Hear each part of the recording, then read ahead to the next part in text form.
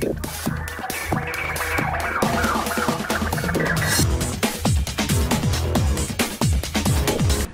Viewers, বিনোদন জগতের সব খবর নিয়ে আপনাদের সঙ্গে এই মুহূর্তে রয়েছে আমি রিপোর্টার কুসুম।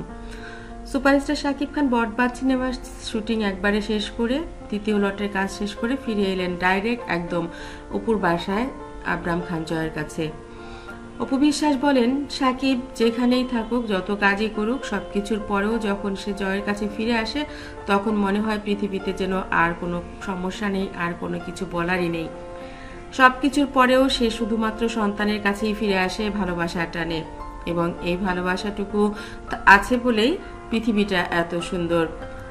অনেক ব্যস্ততার মধ্যেও অনেক কাজ করে যাচ্ছেন সুপারস্টার শাকিব খান, কিন্তু পরিবারকে এখন একদমই ঠিকই সময় দিচ্ছেন। যখনই একটুখানি সময় বের করতে পারছেন, একটু সময় পেলেই যেন জয়ের বুকের মধ্যে ফিরে আসেন আবরাম খান জয় এবং শাকিব দুজনেরই প্রাণ। আমরা জানি বেশ কিছু সিনেমায় ব্যস্ত শাকিব খান, অনেক বড় বড় তারকার সঙ্গে কাজ করছেন ইদিকা পাল। শাকিব খানের মধ্যে প্রথম সিনেমা করেই তিনি হিট হয়ে গেলেন। শাকিবকে এই জন্যই এত পছন্দ করেন ইদিকা। প্রিয়তমা সিনেমার পর শাকিব খানের সাথে জুটিবদ্ধ হয়ে আবার একটি সিনেমা করলেন ইদিকা। সেই সিনেমাটিও অনেক বেশি ভালো করবে বলে বললেন অপু বিশ্বাস। তিনি বলেন, শাকিবের সাথে ইদিকাকে চরমভাবে মানিয়ে যায়, ওদের জুটি অসম্ভব ভালো হয়েছে, আমার কাছে খুবই ভালো লাগে। আর ইদিকা অনেক ভালো কাজ করবে ভবিষ্যতে, ওর নাম ছড়িয়ে যাবে। আমার মনে হয় মুম্বাইতেও ও ভালো কাজ করবে। এই কথা শোনার পর ইদিকা অনেক ধন্যবাদ দিয়েছেন অপু বিশ্বাসকে।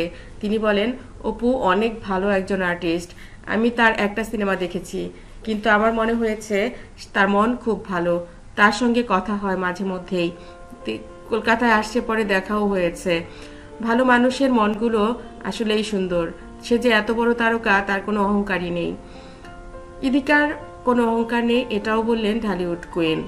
শাকিব যখন সিনেমার দুই লটের কাজ শেষ করে ডিরেক্ট জয়ের কাছে ফিরে আসে, তখন জয় বলে, পাপা তুমি যখন আবার ইন্ডিয়াতে যাবে, আবার কিন্তু আমাকে নিয়ে যেতে হবে, আমাকে একা রেখে গেলে আমার অনেক কষ্ট হয়, আমি তোমাকে ছাড়া একদমই থাকতে পারি না।